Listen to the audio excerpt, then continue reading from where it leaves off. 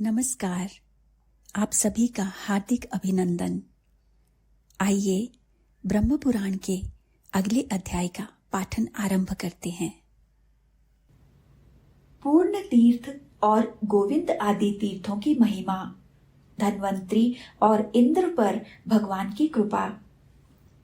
ब्रह्मा जी कहते हैं, गौतमी गंगा के उत्तर तट पर पूर्ण तीर्थ है। वहां यदि मनुष्य अनजान में नहा ले तो भी कल्याण का भागी होता है। पूर्ण तीर्थ के महात्म्य का वर्णन कौन कर सकता है, जहां स्वयं चक्रधारी भगवान विष्णु और पिनाकधारी भगवान शंकर निवास करते हैं। पूर्व काल में आयु के पुत्र धन्वंतरी राजा थे। उन्होंने अश्वमेध आदि अनेक प्रकार के यज्ञों का अनुष्ठान किया, भांति भांति के दान दिए तथा प्रचुर भोग भोगे। फिर भोगों की विषमता का अनुभव करके उन्हें बड़ा वैराग्य हुआ। धन्वंतरी यह जानते थे कि पर्वत के शिखर पर गंगा नदी के किनारे समुद्र के तट पर शिव और विष्णु के मंदिर में अथवा विशेषतः किसी पवित्र संगम पर किया हुआ जप, तप, होम सब अक्षय होता है। इसलिए उन्होंने गंगा सागर संगम पर भारी तपस्या आरंभ की। एक बार राजा धन्वंतरी ने राज्य करते समय एक महान असुर को रणभूमि से मार भगाया था। उसका नाम था तम। वह 1000 वर्षों तक राजा के भय से समुद्र में छुपा रहा। जब उसे मालूम हुआ कि राजा धन्वंतरी विरक्त होकर वन में चले आए हैं और उनका पुत्र राज्य सिंहासन पर आसीन हुआ है, तब वह समुद्र से निकला और उस स्थान पर आया जहां महाराज धन्वंतरी गंगा तट का आश्रय ले जप और होम में संलग्न तथा ब्रह्म चिंतन में तत्पर थे। उसने सोचा, इस बलवान राजा ने मुझे अनेक बार नष्ट करने का प्रयत्न किया है, अतः मैं भी क्यों न अपने इस शत्रु को नष्ट कर डालूं। ऐसा निश्चय करके उसने माया से एक स्त्री का रूप बनाया और राजा के पास आया। वह मायामयी सुंदरी तरुणी देखने में बड़ी मनोहर थी। उसने हंसते हुए नाचना और गाना आरंभ किया। उस सुंदरी को बहुत समय तक इस अवस्था में देख राजा ने कृपा पूर्वक पूछा, कल्याणी, तुम कौन हो? किसके लिए यह गहन वन में निवास करती हो और किसे देखकर तुम्हें इतना उल्लास सा हो रहा है? तरुणी बोली, राजन, आपके रहते संसार में दूसरा कौन है जो मेरे उल्लास का कारण हो सके? मैं इंद्र की लक्ष्मी हूँ। आपको सब भोगों से संपन्न देख बारंबार आपके सामने विचरती हूँ।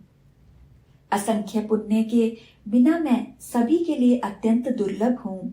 उसकी यह बात सुनकर राजा ने वह अत्यंत कठोर तपस्या त्याग दी और मन ही मन उसी का चिंतन करने लगे।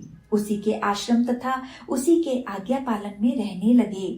जब सब तरह से वे एकमात्र उसी की शरण में चले गए, तब उनकी भारी तपस्या का नाश करके तम अंतर ध्यान हो गया। इसी बीच में मैं राजा को वर देने के लिए गया। वे तपोभ्रष्ट एवं विवल होकर मृतक के समान रो रहे थे। मैंने अनेक प्रकार की युक्तियों से महाराज धन्वंतरी को सांत्वना दी और कहा, राजन, तुम्हारा शत्रु तम तुम्हें तपस्या से भ्रष्ट करके कृत कार्य होकर चला गया। तुम्हें शोक नहीं करना चाहिए। प्राय सभी तरुणी स्त्रियां पुरुष को पहले कुछ आनंद और पीछे भारी संताप देती हैं। फिर वह तो मायामयी थी, अतः उसका संतापप्रद होना क्या आश्चर्य की बात है। तब राजा धन्वंतरी का भ्रम दूर हुआ।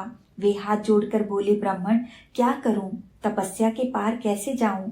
मैंने उत्तर दिया, देवादिदेव जनार्दन की यत्न पूर्वक स्तुति करो, उससे तुम्हें सिद्धि प्राप्त होगी। भगवान विष्णु वेद पुरातन परमात्मा है। उन्होंने ही संपूर्ण जगत की सृष्टि की है। तीनों लोकों में उनके सिवा दूसरा कोई पुरुष ऐसा नहीं है जो प्राणियों के समस्त मनोरथों की सिद्धि कर सके। मेरी आज्ञा मानकर राजा धन्वंतरी गिरिराज हिमालय पर चले गए और वहां दोनों हाथ जोड़कर भक्ति पूर्वक भगवान विष्णु की स्तुति करने लगे। धन्वंतरी बोले, सर्वत्र व्याप्त रहने वाले विष्णु, आपकी जय हो। अचिंत्य परमेश्वर, आपकी जय हो। विजयशील अच्युत, आपकी जय हो। गोपाल, आपकी जय हो। लक्ष्मी के स्वामी जगन्मय श्री कृष्ण, आपकी जय हो। भूतपते, आपकी जय हो। नाथ आपकी जय हो। आप शेष नाग के शैया पर शयन करने वाले हैं, आपको नमस्कार है। सर्वव्यापी गोविंद आपकी जय हो, जय हो। आप विश्व की सृष्टि करने वाले हैं, आपको नमस्कार है।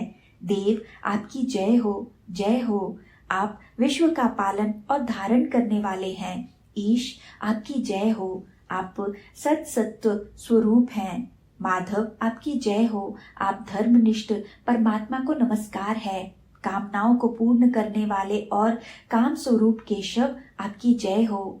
गुणों के सागर श्री राम आपकी जय हो। आप पुष्टि देने वाले और पुष्टि के स्वामी हैं, आपकी जय हो, जय हो। कल्याण दाता आपको नमस्कार है। संपूर्ण भूतों के पालक आपकी जय हो। भूतेश्वर आपकी जय हो। आप मौन धारण करने वाले हैं, आपको नमस्कार है। कर्म फलों के दाता आपकी जय हो, आप ही कर्म स्वरूप है। पीतांबरधारी प्रभु आपकी जय हो। सर्वेश्वर आपकी जय हो। आप सर्व स्वरूप हैं, आप मंगल रूप प्रभु को नमस्कार है। नाथ आप सत्व गुण के अधिनायक हैं, आपकी जय हो, जय हो। आप संपूर्ण वेदों के ज्ञाता हैं, आपको मेरा नमस्कार है। आप ही जन्म दाता हैं, आप ही जन्म लेने वाले प्राणियों के भीतर निवास करते हैं, आपकी जय हो। परमात्मन आपको नमस्कार है। मुक्ति दाता आपकी जय हो, आप ही मुक्ति हैं। भोग प्रदान करने वाले केशव आपकी जय हो। लोकप्रद परमेश्वर आपकी जय हो। पापों का नाश करने वाले लोकेश्वर आपकी जय हो। भक्तवत्सल आपकी जय हो, जय हो। चक्र धारण करने वाले आप परमेश्वर को प्रणाम है। मान दाता आपकी जय हो, आप ही मान है। विश्व वंदित देव आपकी जय हो। धर्मदाता आपकी जय हो, आप धर्म स्वरूप हैं। संसार से पार लगाने वाले परमात्मन आपकी जय हो। अन्नदाता आपकी जय हो, जय हो। आप ही अन्न है। वाचस्पति आपको नमस्कार है। शक्तिदाता आपकी जय हो, आप ही शक्ति हैं। विजय का वरदान देने वाले ईश्वर आपकी जय हो। यज्ञदाता आपकी जय हो, आप ही यज्ञ हैं। आपके नेत्र पद्म पत्र की तरह विशाल हैं, आपकी जय हो। दान देने वाले परमेश्वर आपकी जय हो, आप ही दान हैं। कैटब का नाश करने वाले नारायण आपकी जय हो। कीर्तिदाता आपकी जय हो, आप ही कीर्ति हैं। मूर्ति दाता आपकी जय हो, आप ही मूर्ति धारण करने वाले हैं। सौख्य दाता आपकी जय हो, आप ही सौख्य स्वरूप हैं। पावन को भी पावन बनाने वाले परमात्मन आपकी जय हो। शांति दाता आपकी जय हो, आप ही शांति हैं। भगवान शंकर की भी उत्पत्ति के कारण आपकी जय हो। ज्योति स्वरूप आपकी जय हो। वामन आपकी जय हो। वित्तेश आपकी जय हो। धूममयी पताका वाले आपकी जय हो। संपूर्ण जगत के लिए दाता रूप परमेश्वर आपको नमस्कार है। पुंडरीकाक्ष आप ही त्रिलोकी में रहने वाले जीव समुदाय का क्लेश निवारण करने में दक्ष हैं। कृपा निधे विष्णु आप मेरे मस्तक पर अपना वरद हाथ रखिए। समस्त कामनाओं को पूर्ण करने वाले शंख चक्र गदाधर भगवान विष्णु ने इस प्रकार स्तुति करने वाले धन्वंतरी से वर मांगने को कहा। तब राजा ने विनीत होकर कहा, मैं देवताओं का राजा होना चाहता हूँ। तथास्तु कहकर भगवान वहां से अंतर्ध्यान हो गए और राजा धन्वंतरी ने क्रमशः उन्नति करते हुए देवेंद्र पद प्राप्त किया। पूर्व जन्म में किए हुए अनेक कर्मों के परिणामवश इंद्र को 3 बार अपने पद से भ्रष्ट होना पड़ा।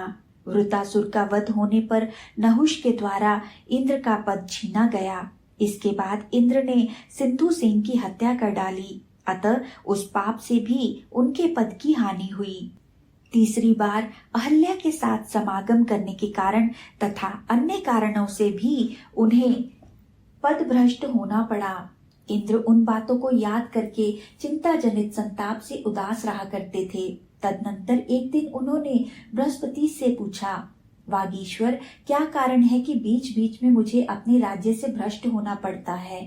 इस प्रकार पद भ्रष्ट होने की अपेक्षा तो निर्धन हो जाना ही अच्छा है। कर्मों की गहन गति को कौन ठीक ठीक जानता है। सब पदार्थों के रहस्य को जानने में आपके सिवा और कोई समर्थ नहीं है।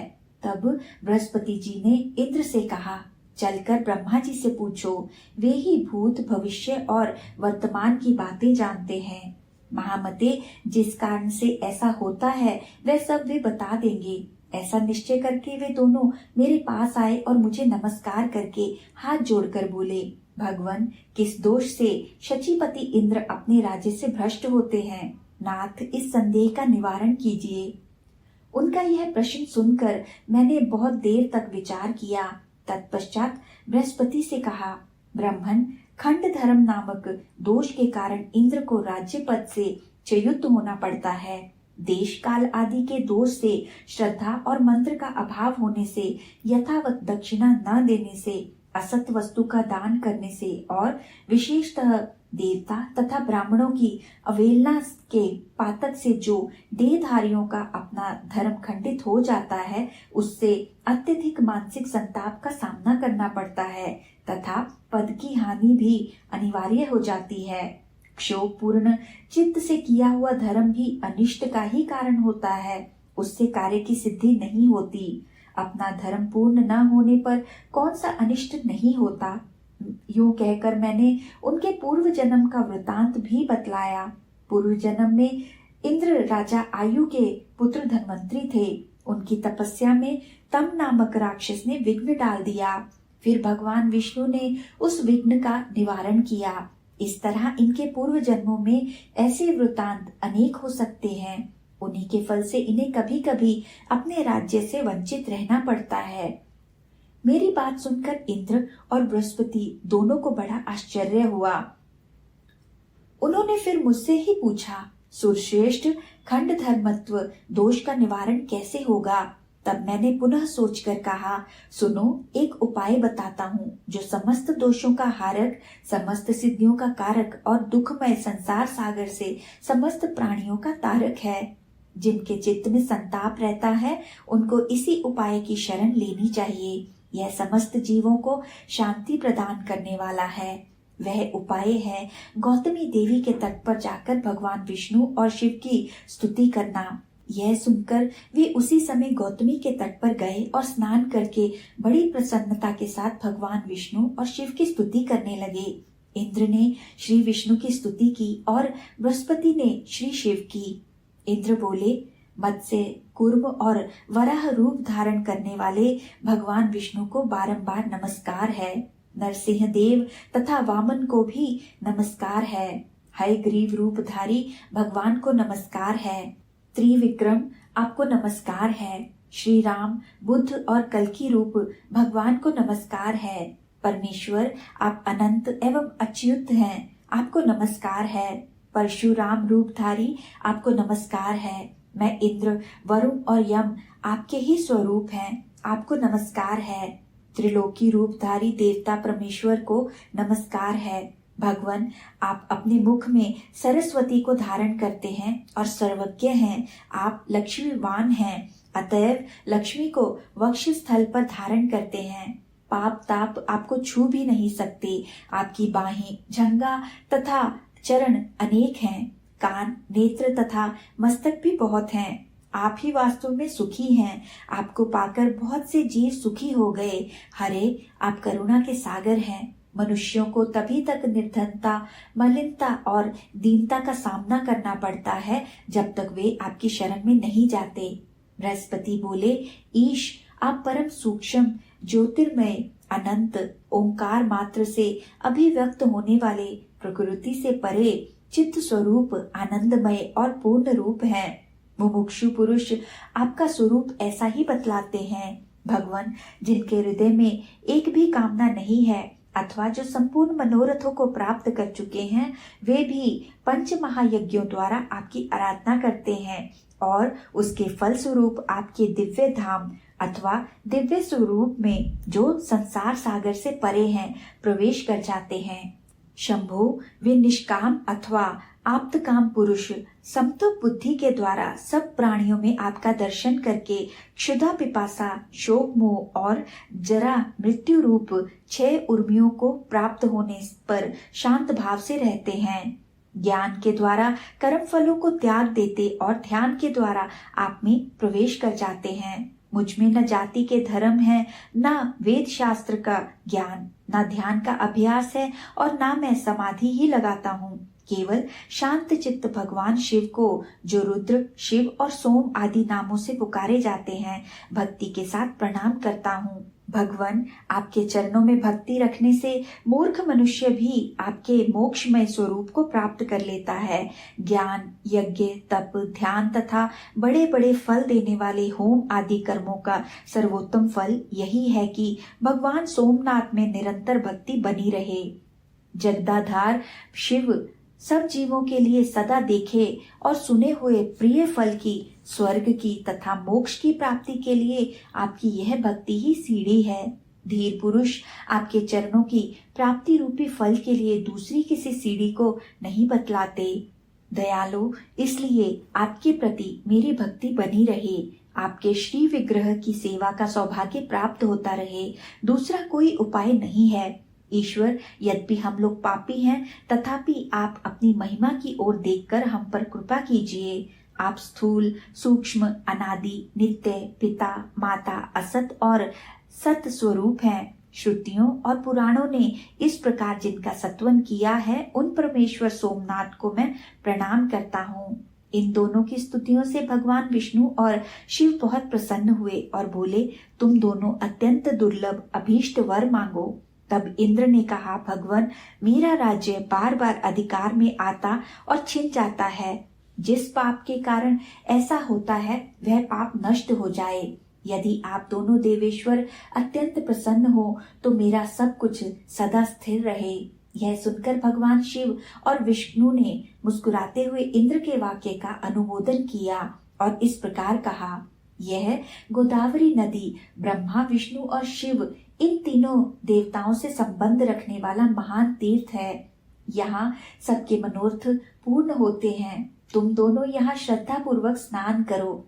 इंद्र के मंगल के लिए तथा इनके वैभव की स्थिरता के लिए बृहस्पति हम दोनों का स्मरण करते हुए इंद्र का अभिषेक करें तथा उस समय निम्नांकित मंत्र भी पढ़ें। इह जन्मनि पूर्व समिन यत् किंचित सुकृतम कृतम तत्सर्वम पूर्णता मेतु गोदावरी नमोस्तुते। अर्थात, गोदावरी, मैंने इस जन्म में अथवा पूर्व जन्म में जो कुछ भी पुण्य कर्म किया हो, वह सब पूर्णता को प्राप्त हो। आपको नमस्कार है। जो इस प्रकार स्मरण करके गौतमी गंगा में स्नान करता है, उसका धर्म हम दोनों की कृपा से परिपूर्ण होता है तथा वह साधक अपने पूर्व जन्म के दोष से भी मुक्त होकर पुण्यवान हो जाता है। इंद्र और बृहस्पति ने बहुत अच्छा कहकर भगवान की आज्ञा स्वीकार की और दोनों प्रसन्न होकर उस कार्य में लग गए। देवगुरु ने इंद्र का महाभिषेक किया। उससे एक नदी प्रकट हुई जो पुण्या और मंगला कहलाई। उस नदी के साथ जो गंगा जी का संगम हुआ, वह बड़ा ही पवित्र एवं कल्याणकारक है। इंद्र की स्तुति से प्रसन्न होकर जगन्मय भगवान विष्णु प्रत्यक्ष प्रकट हुए और उनसे इंद्र ने त्रिलोकी का राज्य प्राप्त किया। अतः इंद्रम गाम विद्यंत, इस व्युत्पत्ति के अनुसार भगवान वहां गोविंद के नाम से विख्यात हुए, क्योंकि इंद्र ने उनसे त्रिलोकमयी गौ प्राप्त की थी। देवगुरु बृहस्पति ने जहां इंद्र के राज्य की स्थिरता के लिए महादेव जी का सत्वन किया, वहां वे सिद्धेश्वर नाम से निवास करते हैं। सिद्धेश्वर नामक शिवलिंग की संपूर्ण देवता भी पूजा करते हैं। तब से वह तीर्थ गोविंद तीर्थ के नाम से विख्यात हुआ। वहीं मंगला संगम, पूर्ण तीर्थ, इंद्र तीर्थ और 12 स्पत्य तीर्थ भी हैं। उन तीर्थों में जो स्नान, दान एवं किंचित मात्र भी पुण्य का उपार्जन करता है, वह सब अक्षय होता है। वहां का श्राद्ध पितरों को अत्यंत प्रिय है। जो मनुष्य प्रतिदिन इस तीर्थ के महात्म्य को सुनता, पढ़ता और स्मरण करता है, उसे खोए हुए राज्य की प्राप्ति होती है। नारद वहां गौतमी के दोनों तटों पर 37,000 तीर्थ रहते हैं, जो सब प्रकार की सिद्धि देने वाले हैं। आज के पाठन को यही विराम देते हैं और अगले पाठन के लिए आपके साथ फिर से जुड़ेंगे। तो आइए ब्रह्मा जी के इस पवित्र मंत्र से आज का समापन करते हैं। ओम ब्रह्मणे नमः। ओम ब्रह्मणे नमः। ओम ब्रह्मणे नमः। ओम ब्रह्मणे नमः। ओम ब्रह्मणे नमः। ओम ब्रह्मणे नमः। ओम ब्रह्मणे नमः। धन्यवाद।